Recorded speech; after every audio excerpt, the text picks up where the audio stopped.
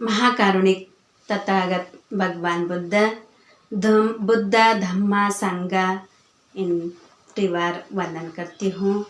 परम पूज्य बोधिसत्व डॉक्टर बाबा साहेब अम्बेडकर इन महाधम्म कार्य को मेरा जीवन भर समर्पण। सभी श्रद्धा संपन्न बौद्ध उपासक उपासिका बालक बालिका, आज भगवान बुद्ध के समय श्रद्धा संपन्न उपासक उपासिका थे। तब उस समय ऐसा एक क्रूर अंगुलीमाल था। अंगुलीमाल ऐसा ये था कि अहिंसक था उसका नाम। अहिंसक बचपन से ही स्कूल में वो पहली प्रथम आता था। होशियार था, हमेशा पहली प्रथम आता था। तब उसका होशियारी देखकर कुछ बच्चे देखकर वो कितना होशियार है, कितना आगे है, सभी गुरुजी उसको कितना ये करते हैं, प्यार करते हैं।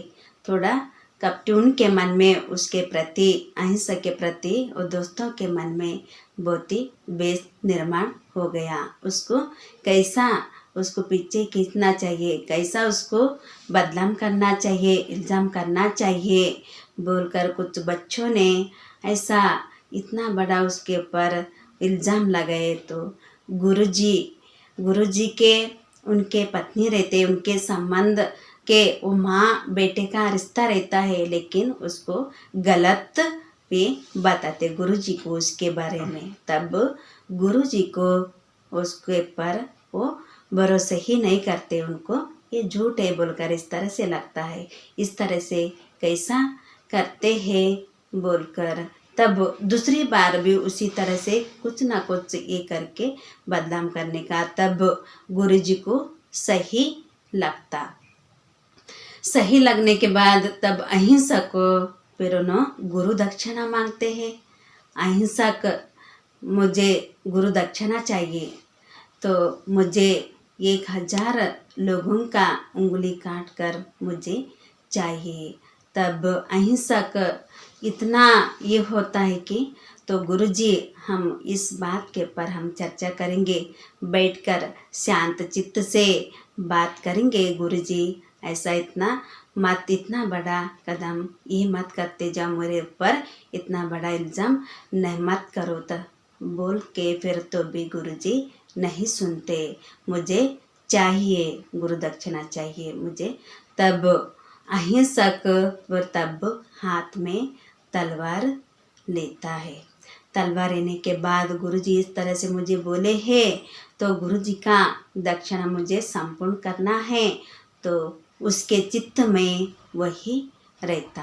तब जंगल के ओर निकल जाता। जो रास्ते में मिले सभी को हत्या करके उनका एक एक उंगली कट कर जिस तरह से फूल का माला बनाते हैं, उसी तरह से उंगलियों का एक आदमी का हत्या करने के बाद एक उंगली कट करके माला बनाकर गले में डाल के लेता।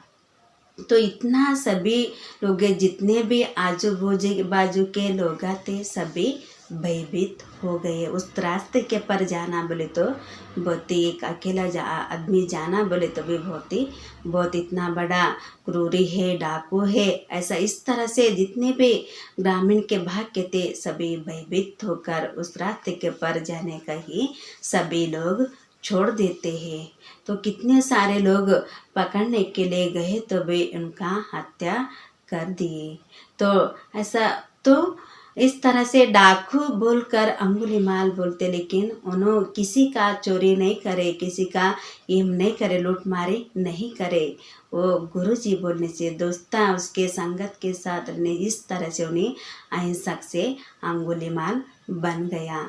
तो 1000 लोगों को एक कमी था। तो तब कोई भी भयभीत हो गए, सभी लोग भयभीत होने से कोई भी नहीं जा रहे। अभी एक ही कम रहेगा, अभी मुझे एक आदमी मिला तो मेरा पूरा गुरु दक्षिणा संपूर्ण होता है।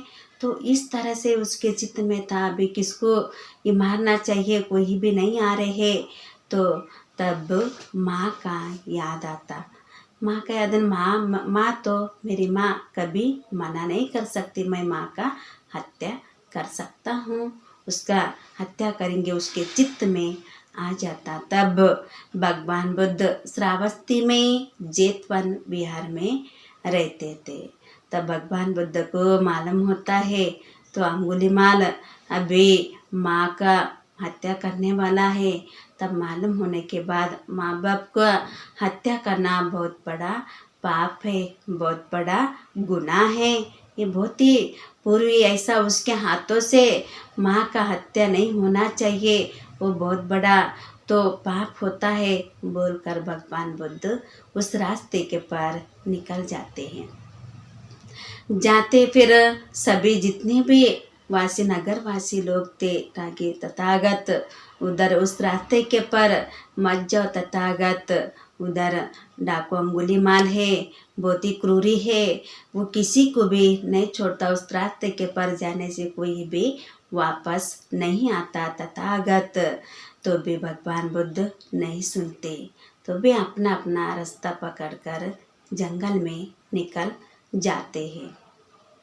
तो तब अंगुलीमाल देखते रहता है, कोई आ रहे क्या उसका शिकार करने के लिए। तो भगवान बुद्ध आते रहते हैं, चुपके से, ये अकेले ही दिख रहे हैं, तो इसके पीछे कोई है क्या, चुपके से बैठकर देखता थोड़ा देर, फिर कोई भी नहीं रहते। तो तब उठकर भाग के आता। भगवान बुद्ध दम दम से धीरे धीरे से अपना अपना आगे चलते रहते हैं। हे श्रमण, रुक रुक बोलते पहली बार, दूसरी बार, श्रमण रुक जा, मुझे तुझे हत्या करना है, तुझे मारना है, मुझे एक उंगली चाहिए तेरा। इस तरह से अंगुलीमाल बोलता। तब भगवान बुद्ध, मैं एक ही जगह हूँ, मैं रेकेशो हो, तू भाग रहा है, तू भाग रहा। तो अंगुलीमाल जगह पे ही खड़ा रहते हैं। तो भगवान बुद्ध अपना अपना दम से चलते रहते हैं, लेकिन उसके मन में थोड़ा सा डर लगने, इतने सारे इस जंगल के और अकेले कभी नहीं आते थे, 5-6 लोग तो ऐसा मिलकर आते हैं, लेकिन श्रवण गौतम अकेले आए हैं, तो थोड़ा सा उसको डर लग जाता, थोड़ा भयभीत हो जाता। जितना भी डरता धीरे धीरे उसको कम होता है। भगवान बुद्ध का उस शांति का, तेजस्वी का, ऊर्जा का देखकर वो तो शांत हो जाता थोड़ा सा। तीसरी बार फिर भाग के आकर भगवान बुद्ध के सामने खड़ा हो जाता। खड़ा होने के बाद, तो मुझे मारना है तुझे, तो बोलकर तब भगवान बुद्ध बोलते, मेरा एक काम करना, तो तब मुझे बाद में मुझे मार सकता है, हत्या कर। तो ठीक है बोलकर फिर सामने एक झाड़ रहता, वो झाड़ का एक पत्ता तोड़ के लेके आ बोलकर। तो अभी ये क्या बहुत बड़ी बात है, मैं अभी तोड़ के लाता हूँ। तो जाके फट बोल के तोड़ के लेके आते। लाने के बाद फिर अभी मुझे हत्या करने दो, मुझे नहीं, अभी मेरा खत्म नहीं हो गया। अभी एक ये जिस तरह से पत्ता तोड़ के लाया है, उसी तरह से उसको जोड़ के आ जा उस झाड़ को बोलकर। तब ये कैसा अभी तोड़े सो कैसा जुड़ जाता है, कैसा ये हो जाता है। तब एक दृष्टि भगवान बुद्ध कुछ ना कुछ कारण से, कुछ ना कुछ उदाहरण देकर दृष्टि उसको जागृत करे उसको। तब उसको उसी तरह से इतने सारे लोगों का, 1999 लोगों का, इतना सारे लोगों का हत्या करे, तब उसको ये हो जाता। तो उसी तरह से कैसे वो जागृत हो जाएंगे, कैसा ऊपर गए सो वापस कैसा आ सकते हैं। तो ये पत्ता के ही देखकर, उस कारण देखकर एक दृष्टि भगवान बुद्ध बताए।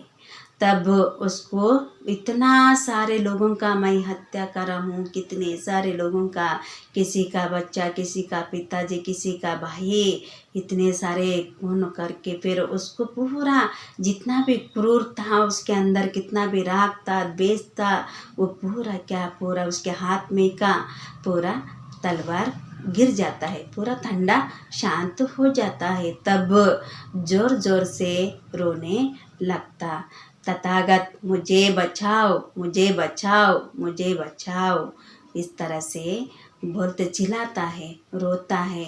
तो तब भगवान बुद्ध हे भिक्खवे बोलकर तब उसको भिक्षु संघ को फिर प्रवज्जित करते हैं, चिवर देते हैं।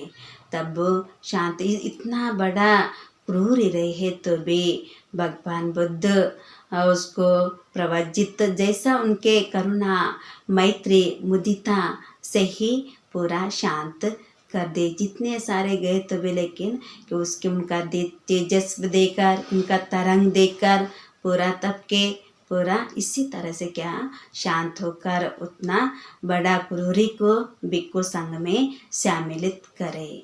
तो सम्मिलित करने के बाद श्रावस्ती में ही जेतवन बुद्ध विहार में ही रहते थे। तब अंगुलीमाल भी वहाँ पर बैठे थे। संघ 500,000 ऐसा संघ भगवान बुद्ध के साथ रहते थे। तो लोग सब जितने भी ग्रामीण भाग में लोग भयभीत हो गए। प्रसेनजित राज्य को भी मालूम हुआ तो प्रसेनजित राजा 500 उनके सेना को लेकर साथ में लेके जाने के बाद तो जेतवन बिहार से ही गुजरते रहते। तब भगवान बुद्ध को वंदन करके जाना चाहिए बोलकर तो भगवान बुद्ध को वंदन करने को जाते। त्रिवार श्रद्धापूर्व के साथ वंदन करके बैठ जाते। तो राजन कहाँ जा रहे आप? तो तब तथागत अंगुलीमाल को ढूंढने जा रहे हैं।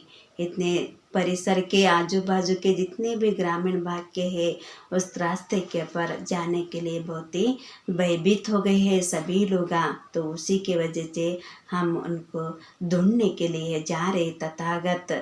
तराजन अगर अंगुलीमाल चिवर लेकर शांत हो गए तो वो चिवर धारण कर लिए तो क्या करेंगे राजन? तब प्रसेनजित राजा बोलते मैं श्रद्धापूर्वक के साथ आदर के साथ गौरव के साथ मैं वंदन करूँगा तथागत बोलते। तब बाजू में ही अंगुलीमाल बैठे सो रहते हैं। तो तब यही है अंगुलीमाल थोड़ा देखकर थोड़ा सा भयभीत हो जाते हैं। राजा होने के बाद इतना बड़े क्रूरी को कैसा भगवान बुद्ध शांत कर दिए, कैसा उनको चिवर दिए, भिक्षु संघ में सम्मिलित करे, थोड़ा उनको अजब लगता है। तो लगने के बाद श्रद्धापूर्वक के साथ देखते ही रहते हैं पूरा अंगुलीमाल को। फिर तब त्रिवार वंदन करते हैं प्रसेनजित राजा। तो इतना बड़ा इसको देखो, जो इतना बड़ा क्रूरी को भी भगवान बुद्ध कहे शांत कर संघ में सम्मिलित करे है। तो तब उसी के वजह से ये क्या ऐसा इस तरह से ये ऐसा कहानी बने सुनाइए। तब घटना घटे सो ये सत्य घटना है। तब उस समय भगवान बुद्ध के समय में पूरा जो भी है सो सत्य ही है। भगवान बुद्ध वर्षवास विधि में ही श्रावणी पूर्णिमा के दिन ही अंगुलीमाल को धम्म दीक्षा दिए हैं। तो ये सभी जितने भी है श्रद्धा संपन्न उपासक उपासिका बालक बालिका इसी तरह से बिहार में जाकर धम्म देशना सुनने का प्रयास करना चाहिए।